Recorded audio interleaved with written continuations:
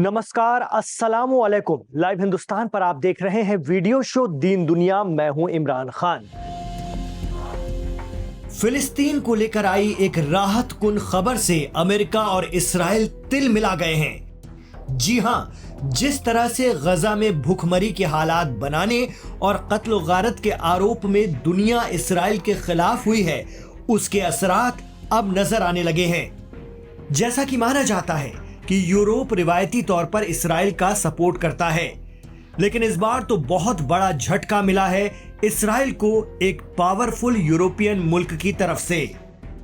बड़ी खबर यह है कि आजाद फिलिस्तीन के लिए फ्रांस वो पहला सुतून, पहला और बड़ा पावरफुल यूरोपीय मुल्क बनने जा रहा है जो अगले 1 या 2 माह में उसे तस्लीम कर लेगा। यानी एक नए और अलग मुल्क के तौर पर फ्रांस फिलिस्तीन को दुनिया के नक्शे पर मान्यता देने जा रहा है। फ्रांस के प्रेसिडेंट एमेनुएल मैक्रों ने खुद इस बात का ऐलान किया है। मैक्रों ने कहा कि सितंबर 2025 में होने जा रही यूनाइटेड नेशंस यानी अक़वाम मुत्तहिदा की मीटिंग में फ्रांस ये तजवीज़ रखेगा और फिलिस्तीन को मान्यता दे देगा एक आज़ाद मुल्क के तौर पर। 2017 में फ्रांस के राष्ट्रपति बनने के बाद मैक्रों ने पहली बार अरब के किसी देश को लेकर इतना बड़ा ऐलान किया है। यह अपने आप में बहुत बड़ी खबर है। हालांकि ऐसा नहीं है कि इससे फिलिस्तीन को तुरंत आजादी मिल जाएगी या वहां इस वक्त इस्राइल के जरिए बनाए गए हालात से गजा के मजलूमों को कोई तुरंत राहत मिल जाएगी। लेकिन यूरोप के ज्यादातर मुल्क जो फिलिस्तीन को एक अलग देश के तौर पर अब तक तस्लीम नहीं करते हैं, यही वजह है कि यूनाइटेड नेशंस में फिलिस्तीन को परमानेंट सीट नहीं मिल पाती। World-class faculty, cutting-edge labs and immersive learning. A vibrant campus life beyond the classroom. SGT University, nurturing future leaders.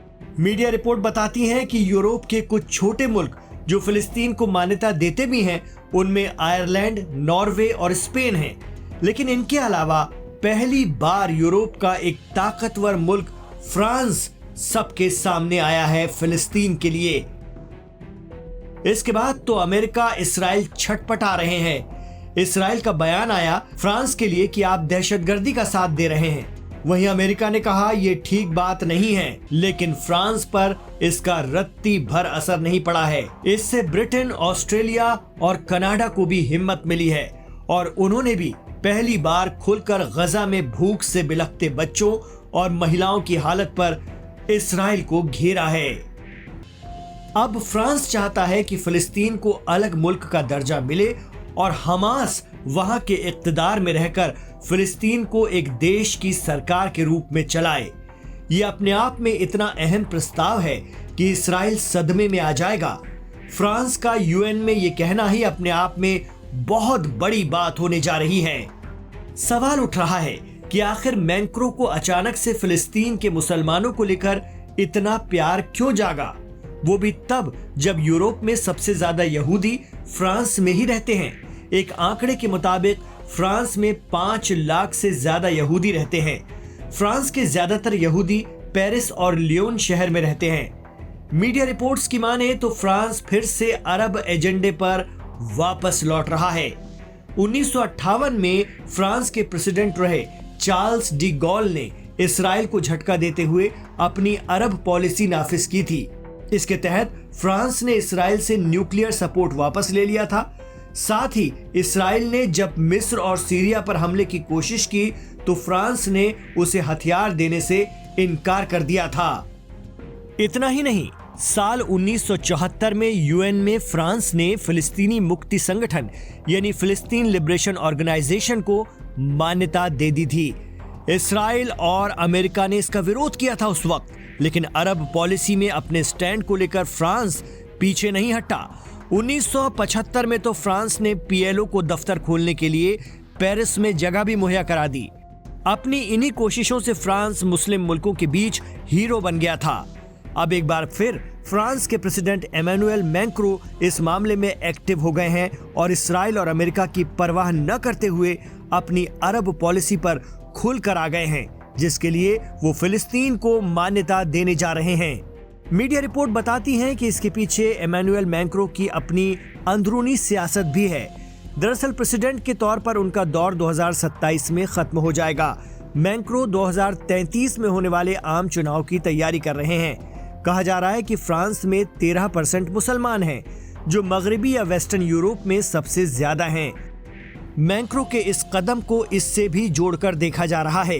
इतना ही नहीं, इसराइल को अलग थलग करने और उसकी आक्रामकता पर लगाम लगाने की कोशिश के तौर पर भी लोग इसे देख रहे हैं। आरोप है कि गजा में इसराइल की नाकेबंदी और वहां भुखमरी के हालात ये हैं कि बच्चे दाने दाने को मोहताज हैं। यही वजह है कि लीबिया, ट्यूनीशिया, अल्जीरिया और मोरक्को समेत मेडिटेरियन सी से लगने वाले मुल्कों की आवाम गजा के साहिल तक खाना भेजने के लिए अल्लाहुम्मा महमिल इला अन्न हादा इला गजा ये कहते हुए प्लास्टिक की बोतलें समंदर में फेंक रहे हैं। इन बोतलों में चावल, दाल और सूखे अनाज हैं जो समंदर में 4 से 6 किलोमीटर दूर गजा में तैरते हुए पहुंच सकें, इसके लिए दुआएं की जा रही हैं। सोशल मीडिया पर ये वीडियो इन दिनों देखे जा रहे हैं जिनमें लोग अरबी में अल्लाहुम्मा महमिन इला अन्न हादा इला गजा कहते हुए समंदर में बोतलें फेंक रहे हैं। इस दुआ का विस्तार है कि ए अल्लाह, ए रब्बुल आलमीन, ये सामान गजा के ज़रूरतमंदों तक पहुंचा देना। मुझे यकीन है ऐसा होगा क्योंकि तू बड़ा रहम वाला और मजलूमों का मददगार है। बस तेरा सहारा है और तुझसे इल्तिजा न करें तो किससे करें। ये बोतलें गजा के किसी भूखे बच्चे के हाथ लग जाए, किसी माँ के हाथ लग जाए जिसका बच्चा भूख से बिलख रहा हो, तड़प रहा हो।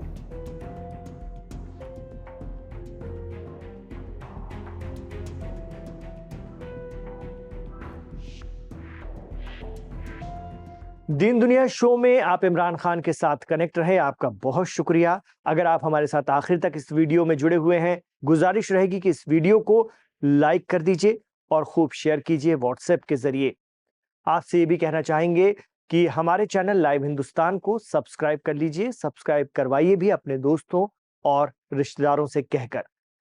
इमरान खान के साथ यूं ही बने रहने के लिए, अपना प्यार देने के लिए लाइव हिंदुस्तान को आपका बहुत बहुत शुक्रिया।